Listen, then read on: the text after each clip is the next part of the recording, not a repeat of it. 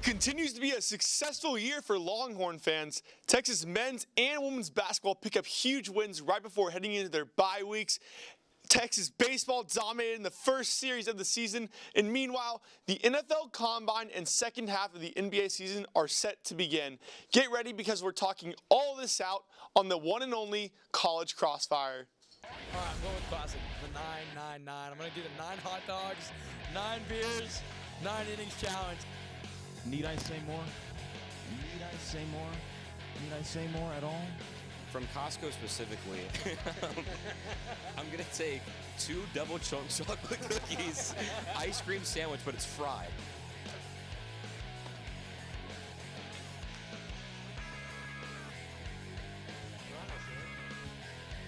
It's about to get hot in here, folks.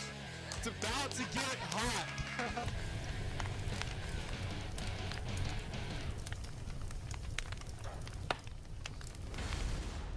Good evening to all our viewers tonight. I'm your host, Robert Gonsolin, and we've got a very exciting show in store for you. Yeah, let's hear it. It's our 4th show of the semester, and the sweet smell of March is creeping in as college basketball teams only have a few games left in the regular season. But as always, before we begin, I want to share that today's show is brought to you by Cap Metro, Austin's transit system. We connect you to work, school, play, and everywhere in between, so plan your ride to this weekend's game at capmetro.org. So, with that being said, we can't begin any show without introducing our contestants. Tonight's lineup is a little nostalgic, as you'll see here in just a few seconds, so let's go ahead and introduce everyone.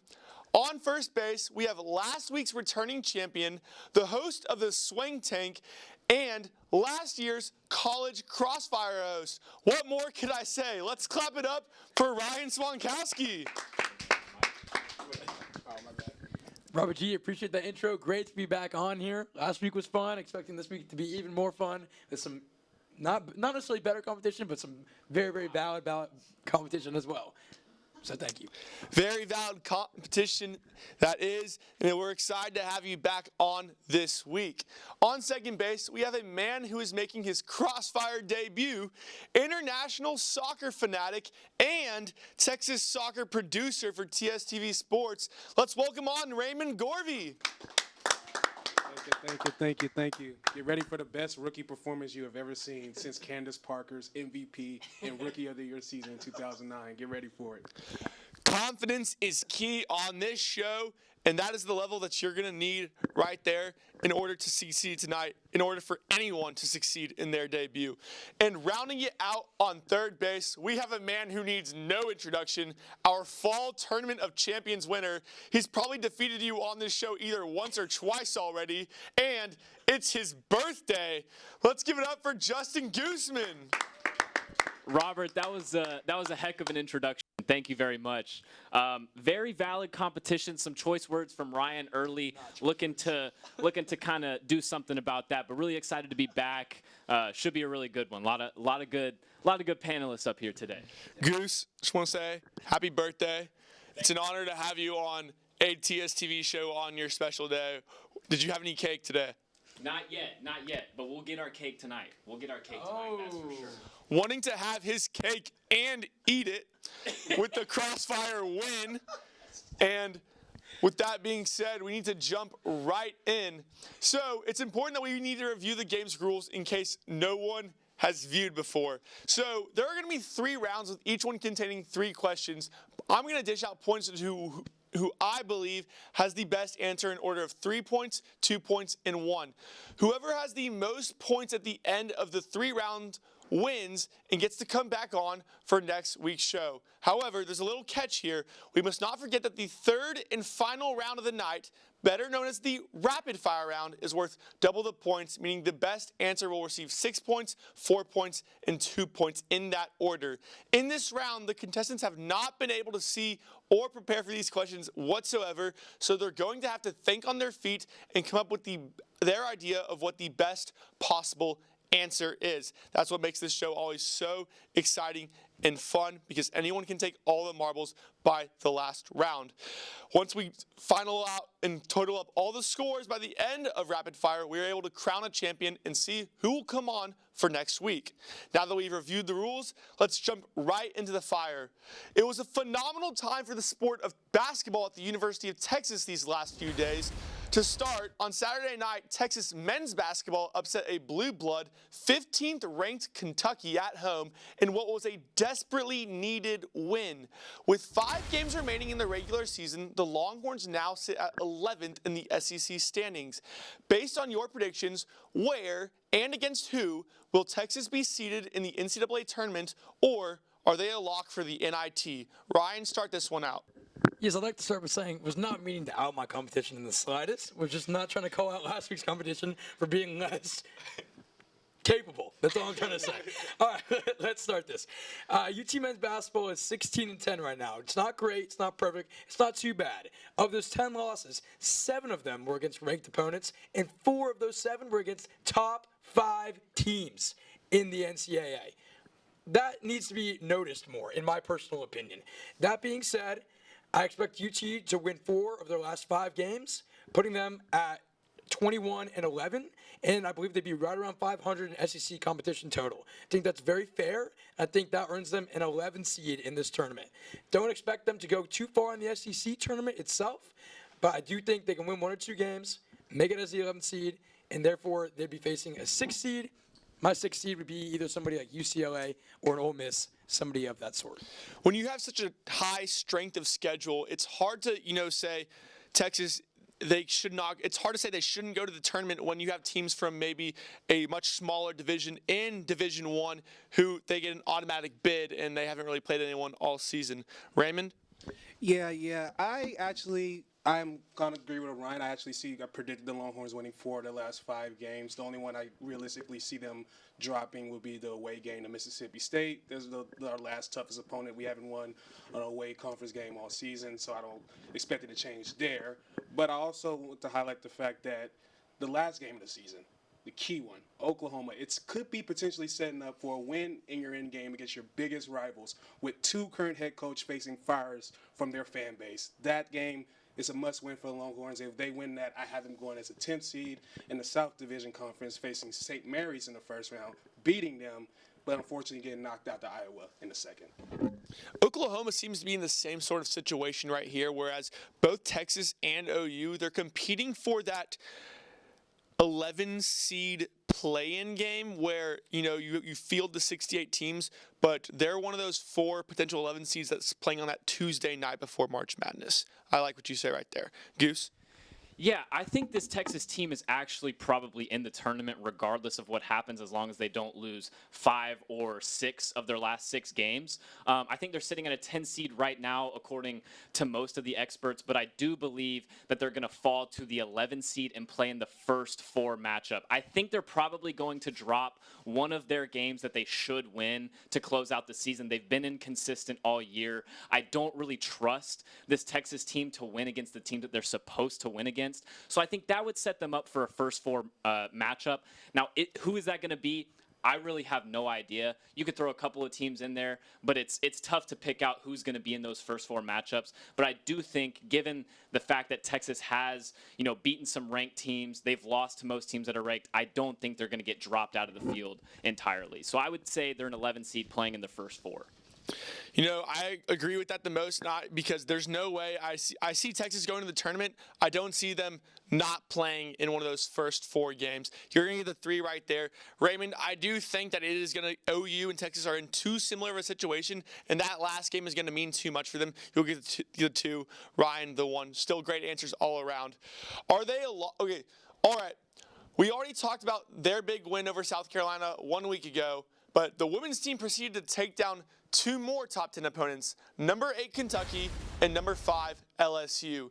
These wins bumped Texas to the 2nd spot in the AP poll. However, March Madness still named UConn as the team of the week after beating South Carolina by nearly 30 points. In comparison to other great teams in women's college basketball like UConn, USC, and Notre Dame, is this Texas basketball team underrated, or are they receiving the level of recognition that they deserve? Raymond? Yes, 100% we are underrated. Even the fact our best player on the team is underrated. Madison Booker right now is a plus 50,000 for the Women's Wooden Award. That's absolutely criminal. She's the best player on a number 2 team in the nation. And I do agree with UConn being the team of the week. You know, it's beating South Carolina, ending that streak by 30 points. Yeah, but at the end of the day, I do believe that we should be number 1. And if you just look at it compared to Notre Dame, their last ranked win before this past Monday was January 16th. Since then, the Longhorns won 6 ranked matchups in that time span, including 4 top 10 matchups at the same time. But it seems like we're not boasted up or talked about as the Notre Dames or the USCs of the world, both USCs and even LSU. But with 2 wins over the previous national champions, there's no reason why we shouldn't be number 1. You know, the teams that win should be the teams that get talked about the most. And Texas, surely they've lost 2 huge games, but that was a while ago in the season, and they've only done things since then to prove why they should be talked about even more. Justin? I would say underrated, no.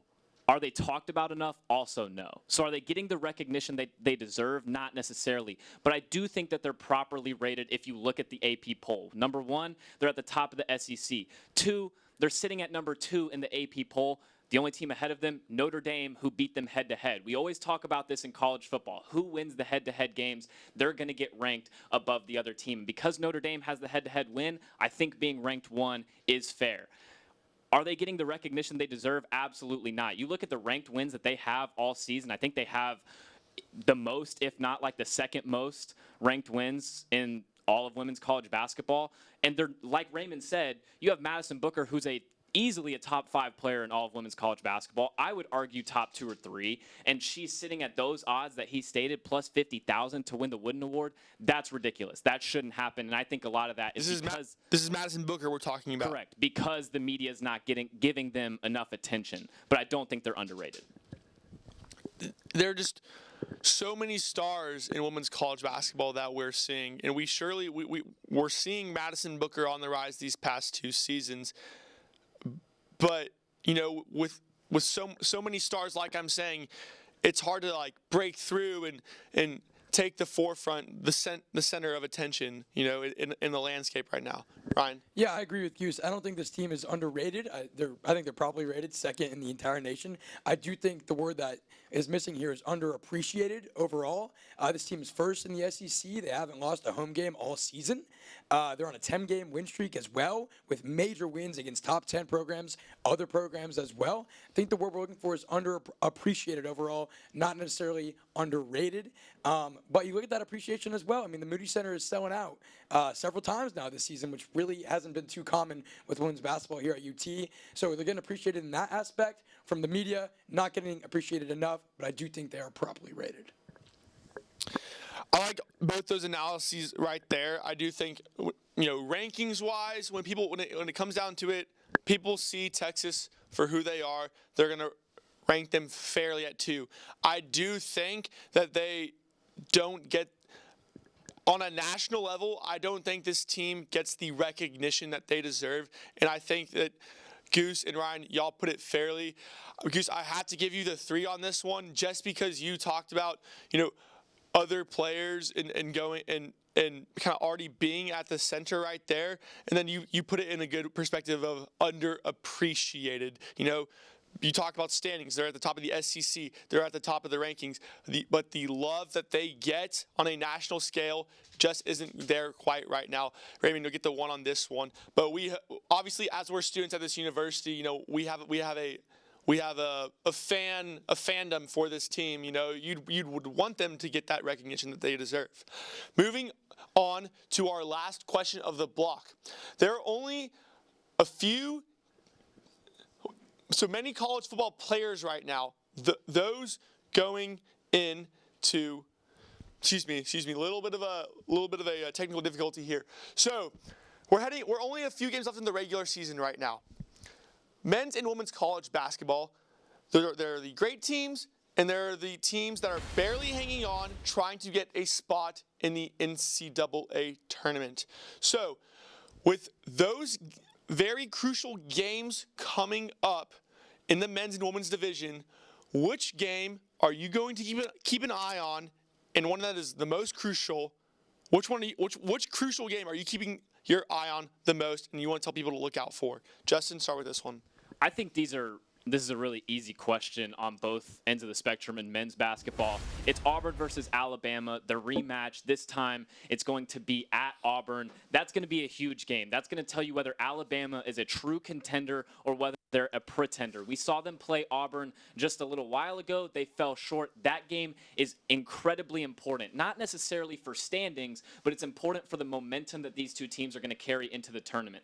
Alabama needs to know whether they have it in them to be a contender or whether they're one of those pretenders that we see on a yearly basis. That's going to be a 1 versus 4 matchup. I believe that's Saturday, March 8th.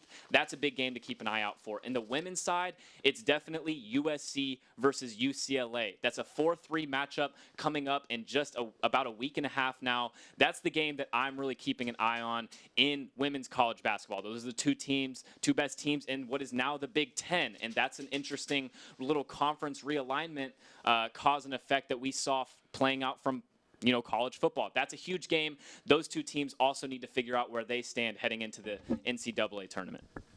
That first matchup that just happened, the one this past Saturday, first off, great game. It was Alabama Auburn, right? Going into an away atmosphere. Yes. And pulling out the win. That looks, whether you're cheering for either team, looks like a great game. And then Hidalgo versus Watkins, no, Hidalgo's on UCLA, but Notre Dame. UCLA versus USC, still a storied rivalry with some of the best players in college basketball. Ryan? Yeah, the easy answer is to look at the SEC. I'm going to disagree a little bit with Goose here. I'm going to say Alabama is absolutely a contender. They're the fourth-ranked team in the nation. They came into Austin, a week or two ago, and splattered the Longhorns. That is absolutely a contending team and a very high-caliber team in the NCAA. My game to watch is going to be a little bit of an unusual one, per se, for this question. St. John's at home against UConn this Sunday. 10th ranked, number 1 in the Big East, by the way. St. John's, Dan Hurley, Rick Pitino at St. John's. UConn's lost their identity a little bit this year. They're not even ranked at this moment. We'll see where they'll be ranked come March. This is a big identity game for them on the road against the number 1 team in the Big East. Going over to the women's side, I'm going to agree with Goose. It's got to be USC versus UCLA. And USC is, I believe, ranked 3rd and UCLA 4th.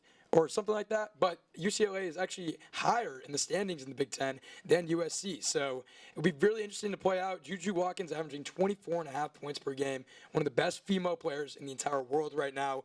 That's going to be for the Big Ten title in terms of regular season. So that's going to be, can't miss basketball right there. Yeah, who doesn't love Big East basketball? I feel like people transition from college football and then try to learn more and more about college basketball, and the amount of teams you got to follow is so much wider. There's the Big East. Who does not love that? Raymond? Yeah, Mr. Ryan took my answer. Yeah, UConn and St. Mary's. St. John's.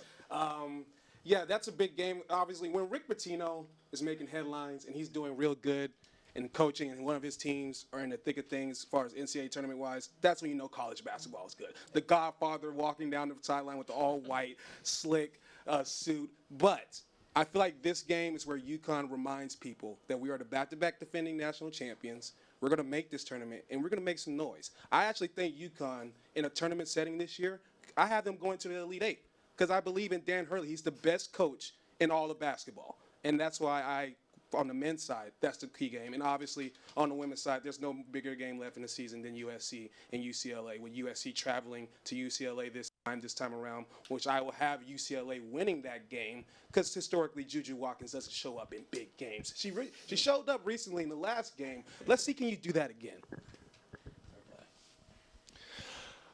Those are some great answers all around. Everyone is going to tune into both sides of those games.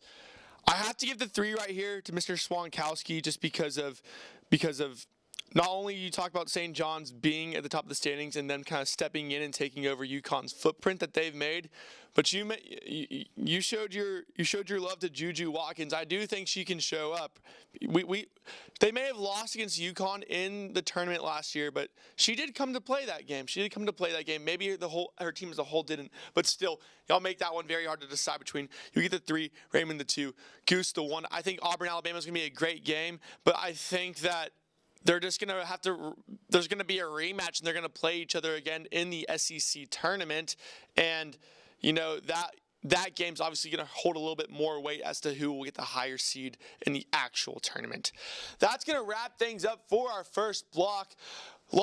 Lots of close scores here as we total them over the break. But when we come back, we've got plenty more to talk about. Texas baseball had a pretty good start to the season, so stick around because College Crossfire returns in just a sec. Welcome back into College Crossfire. We've got a close game so far right here. Mr. Justin Goosman leads with 7. Ryan Swantkowski right behind him with 6. And Raymond Gorvie right there with 5. But now, as we shift away from college hoops, it's time to talk about a few other things going on in the world of sports right now.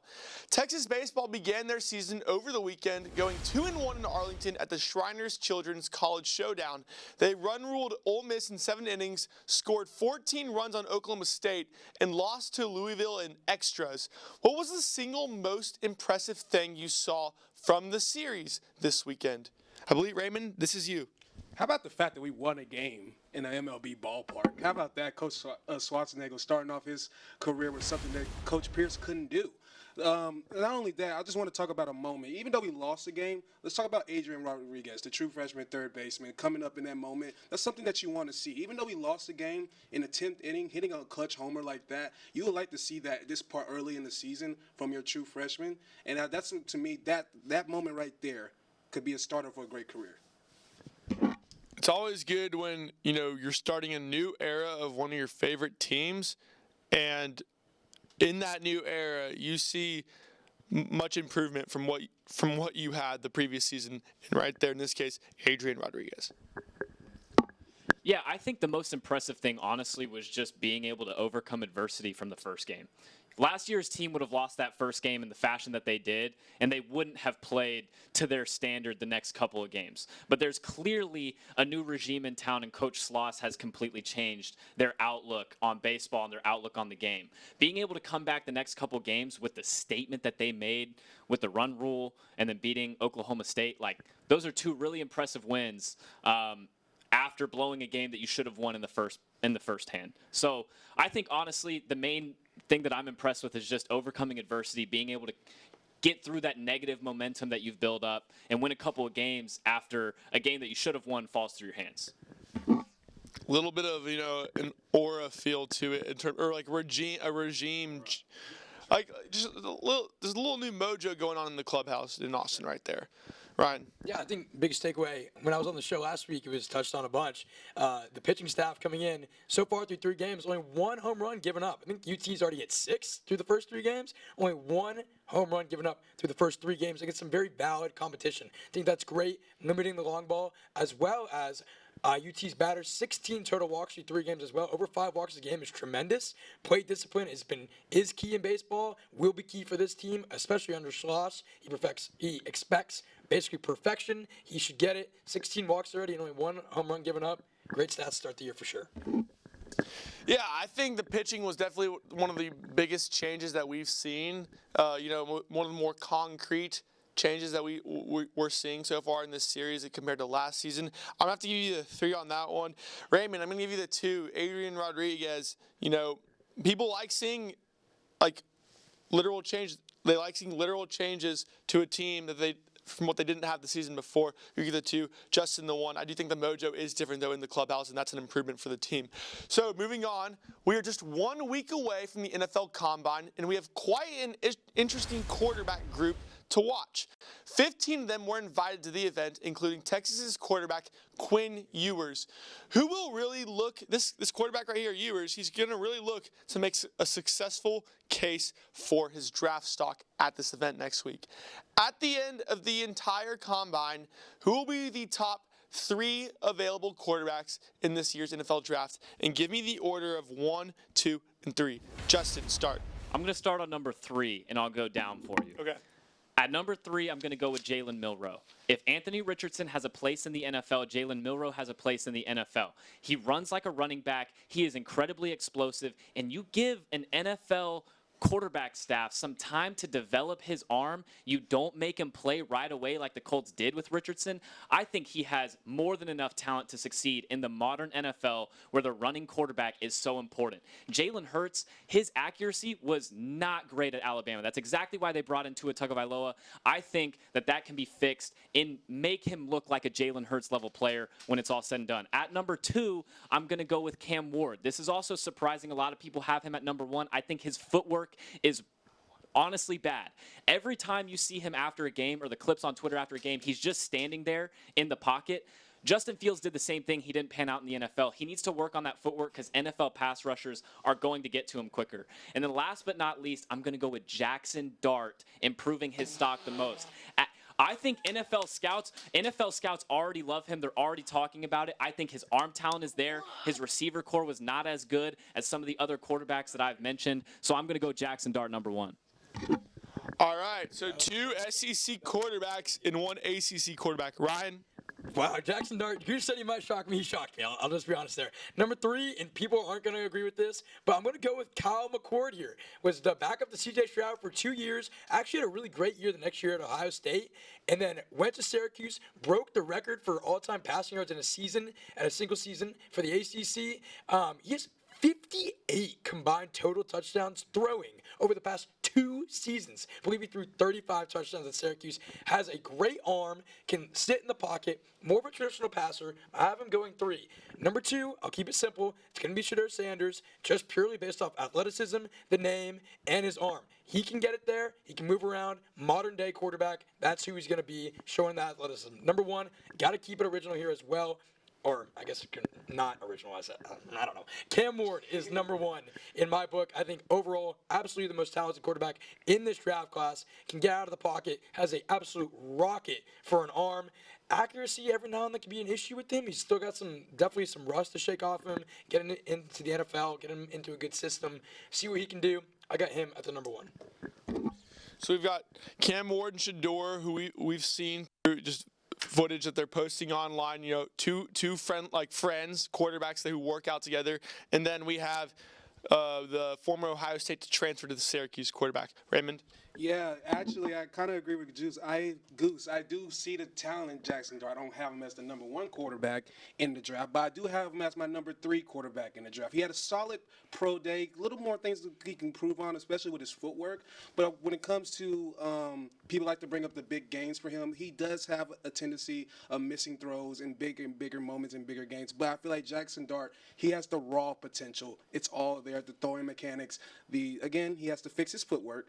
But again, one thing also, he played in a pro-style offense already under Lane Kiffin. And to me, that is a big. So that transition, working with an offensive guru like Lane Kiffin into the NFL, you don't have to say he has a leg up over the likes of a Jalen Milroe or someone like that. Also, I have Shedeur Sanders at number 2, purely off just the talent. It's there, the arm, the footwork, everything. But again, this will lean back to my number 1 quarterback, Cam Ward. Again, he played in a pro-style offense. I am a big big fan of quarterbacks who play already seeing NFL schemes at a very early in their college career, and I wholeheartedly believe that will help in their development. Raymond, you're going to get the 3 on this one simply because I also, while the 3rd quarterback in the draft is up for debate, I also think that with the way the Senior Bowl has gone and with the combine ahead and Jackson Dart playing in a pro-style offense, I think Dart definitely could be the 3rd quarterback taken. And I think Cam Ward is the best, and Shedeur will be taken 2nd. I don't think there's much debate there. Ryan, you're going to get the 2 right there. Kyle McCord will be interesting to see. And then going over at number 1, I don't know if just Jackson Dart will jump all the way to being the first, not the first pick, but the first quarterback taken. I'm not sure if that's what's going to happen, but still, I mean, the combine's still next week, and quarterbacks definitely up their stock. All right, so as the remainder of the NBA season is tipped off tonight, there are many teams competing for a legitimate spot at securing a higher seed in the playoffs. Who is your dark horse team to make a run in this second half of the season and either clinch a playoff spot or lock down a seed that is much higher than currently expected? Ryan? All right, this answer is going to be very unlike me, but I'm going to go with the LA Clippers out there in the West. They're currently 6th in the West. James Harden is playing at a really great pace right now, averaging almost 22 points per game. Norman Powell is going to be probably, at this moment, most improved player. He's leading the team, I believe, with 24 points per game. That's incredible. Kawhi Leonard hasn't played a lot this season yet, is back and healthy. I know he'll probably be rested a ton more, but he is back and healthy and playing in that lineup. And I hate to even say this, but Ben Simmons was active like a week ago. I don't follow him closely. I think he's not good. But he can provide at least depth on the team. So with Kawhi being healthy, Harden playing well, Norman Powell being probably most improved player of the year, I really do. And they've also won 3 straight games. I do think the Clippers can keep that momentum, and if they've gotten healthy, I think they can up their stock in the West. So where do they jump? This is not going to affect anyone's scoring, but where do they jump to?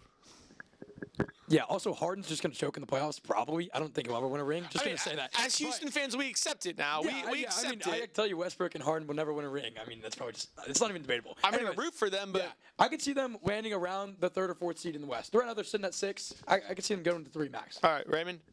For me, it has to be the San Antonio Spurs. They just pulled off a blockbuster trade with De'Aaron Fox, while also, here's the key, maintaining their entire young core with Jeremy Sohan, Keldon Johnson, the Rookie of the Year leader, Stephon Castle, who made a name for himself over All-Star Weekend. And, of course, you had your leading Defensive Player of the Year candidate and the veteran leadership of Chris Paul, Defensive Player of the Year candidate and Victor Wembanyama. And then you also have the veteran leadership of a Chris Paul, a Harrison Barnes, and, of course, De'Aaron Fox. The offense is there. We've seen it in the games with the Wizards, Hornets. The defense, again, the trade happened in the middle of the rodeo road trip. It's something that historically the Spurs have always participated in. Is a yearly thing. So the defensive woes, I think we'll see a different Spurs defensively post All-Star break. And I want to highlight, they have 12 games against the Eastern Conference left, with 2 games against the Raptors, 2 games against the Nets, and then 1 more game against the Hornets, with also another 2 games against the Mavericks, who knows AD will be back by then. So I think the Spurs are in a prime position to make a late season, postseason charge for that, around that 9th to 8th seed. Those especially when the Mavs are a little bit vulnerable right now after the Luka trade, those 2 games are really important because they're in the same division. Goose? Yeah, I got to go with the Minnesota Timberwolves. I mean, we're talking about a team that got all the way to the Western Conference Finals last year. I know they lost Karl Anthony Towns, but you look at the way they've played the last few games. Right now, they're sitting at the 7th seed, like 3.5 games back of the 4 seed. So the Minnesota Timberwolves could absolutely make a jump. I think they will. In their last month of games, they've beaten teams like the Rockets, the Thunder, the Suns. All of these are very capable teams in the West, and they're gelling at the right time with Julius Randle getting healthy again. I really do think the Timberwolves have the best chance to make a high leap. I think the Spurs are a good choice, but they're so far back right now. And to be able to get all the way up into the playoffs is really tough, especially with Victor Wembanyama doubtful tomorrow. They're already too far behind, in my opinion, to make a big leap. So I got to go with the Timberwolves. I think they're in the best position. They still have games against Western Conference opponents to try and really help their case, handing a team a loss and taking a win. You know, I don't think the All-Star break is really in the exact middle point of the season, but there's still a lot of the NBA left to play, and I think the Timberwolves of those 3 teams are going to take advantage of that the most. I'm going to give you the 3 on that one. I think Ant-Man, we know he's clutch. We know what he can do, and he still has a solid core around him that's very similar to what he had last season.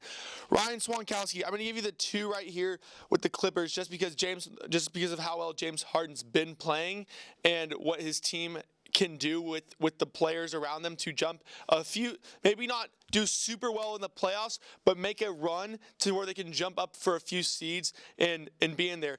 Raymond, I think the Spurs could make the playoffs, but I still think that they are so young right now, and while acquiring De'Aaron Fox is huge for them, I'm not necessarily sure if that's going to put them in prime playoff position. Still great answers all around.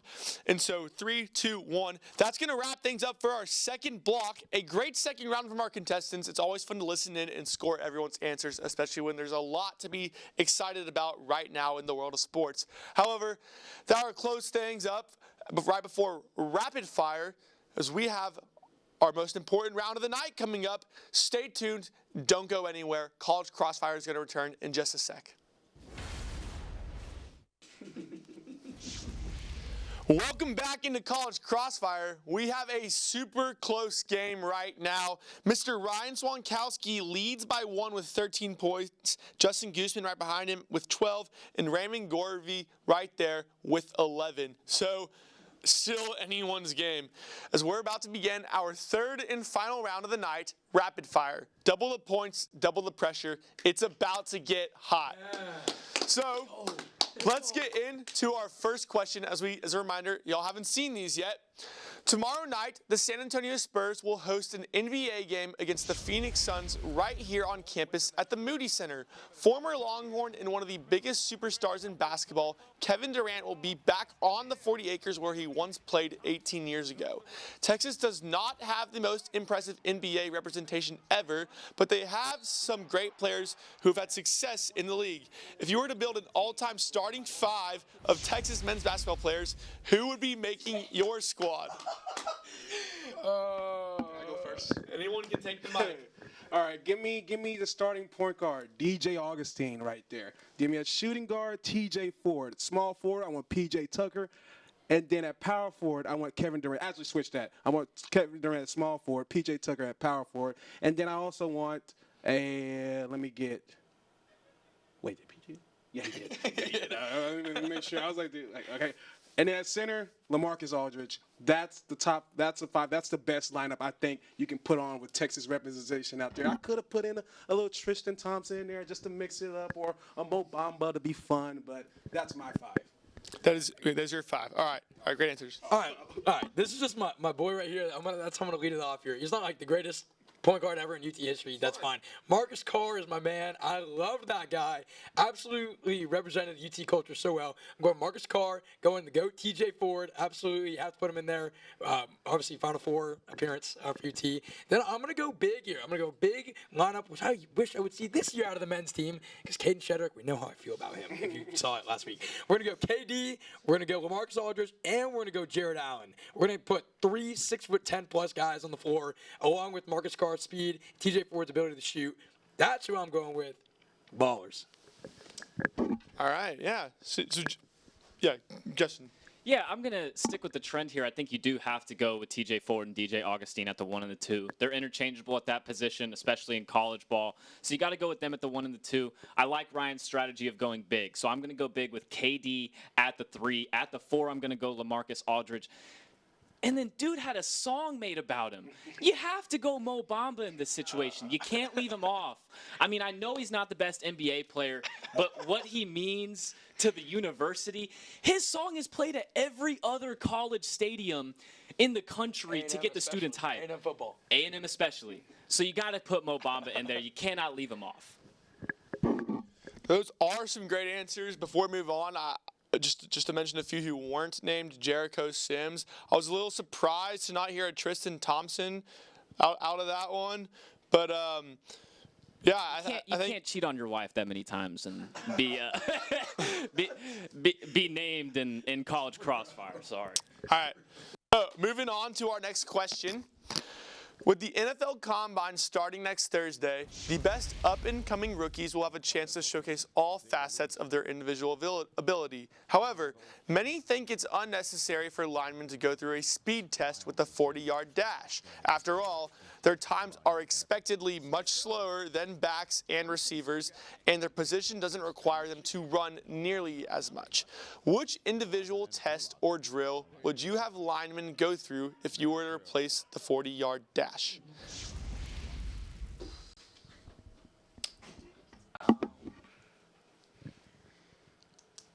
You got it? I don't got it right now. Yeah.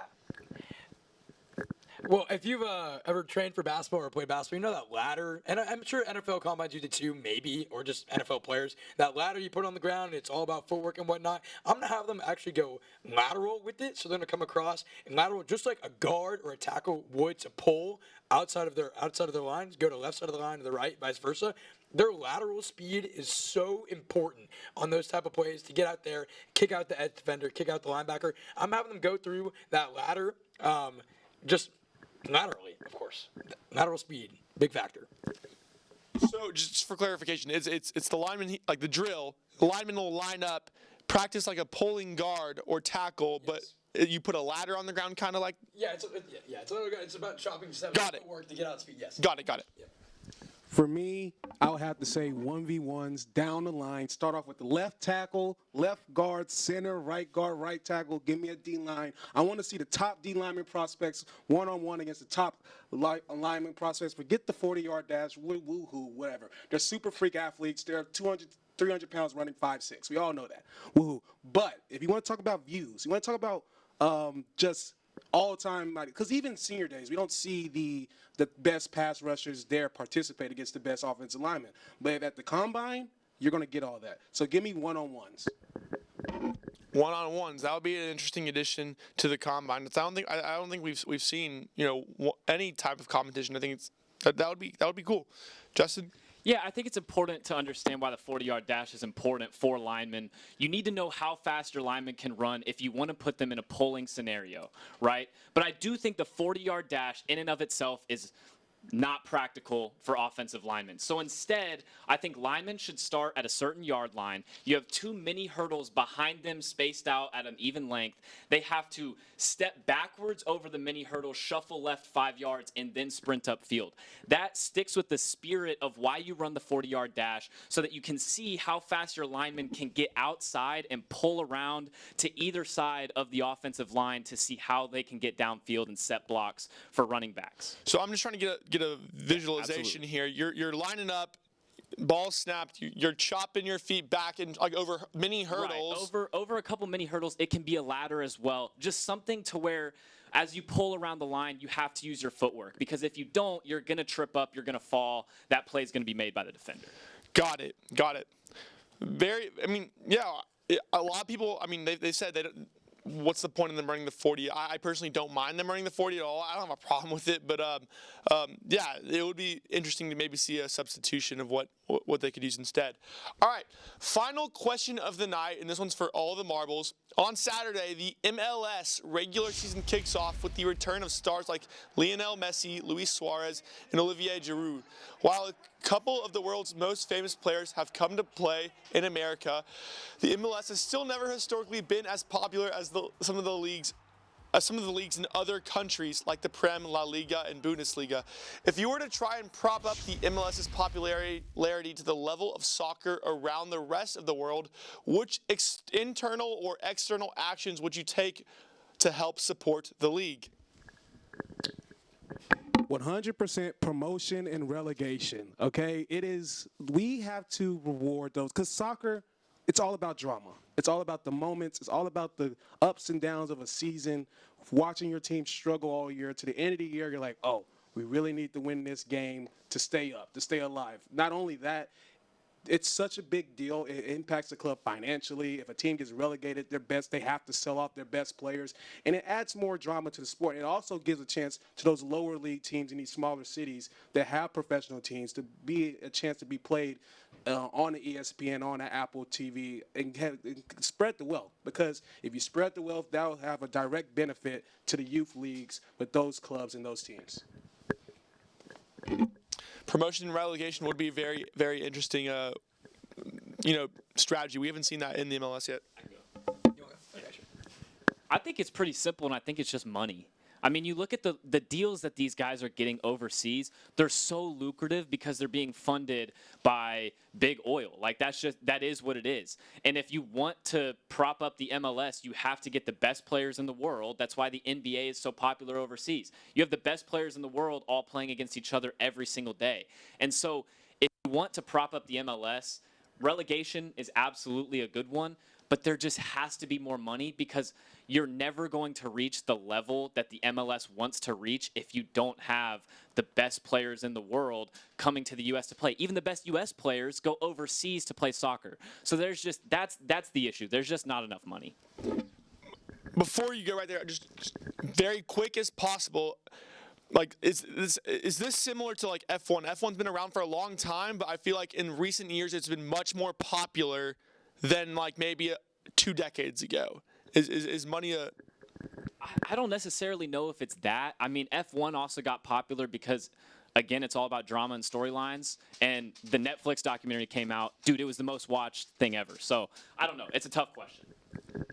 Finish this one off, Ryan. Yeah, I would go, this is the United States of America. This is the best country in the world. Sadly, a lot of people don't want to watch soccer. They'd rather watch football, valid, basketball, valid, baseball, valid. Great. We need better promotions for these games. This is America. People want to go and have a drink. They want to go have a beer. They give us more promotions to allow us to go to these games. I want to take a group of my friends and go get cheap drinks. I want to go to with my friends and go get $1 hot dogs like they would do at baseball games. Baseball games do a great job of trying to bring a younger crowd through promotions and drinks. MLS needs to do that as well. I've never been to an MLS game. Maybe I'd go if I knew they had a great deal. Something like that. There are so many things that could be done, and I think the three of y'all all are correct. I just think if you were to prop up the MLS, not that it's failing, but if you were to get it to the scale of other huge leagues in the United States, it's going to not be a 1-year process, and it's more going to be like a 10-year, maybe like a 7-year process we would see. But obviously, great answers all around by our contestants tonight, and some even greater passion and energy. With that being said, there can only be one winner, and that person's name is... once again, Ryan Swantkowski. Oh. Wow. Do we have time for FaceTime? Conspiracy.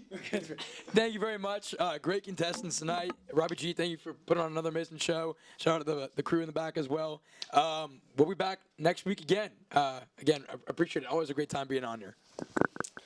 It's great having all three of our contestants on here. You know, last year's host, last year's executive producer, and it's always fun like having someone make their debut on the show and you know include just all the contestants to put points in the pool for the Tournament of Champions. So thanks you for everyone coming on. Thanks to our in-studio team, Tyler, Moss, Gabriel Silva, for putting this show together. And thanks for everyone for tuning in from whether it's in person or at home. Be sure to watch our other shows, 1-0 on Friday and College Press Box on Tuesday. Signing off from the studio, I'm your host, Robert Gonsolin. Have a good night.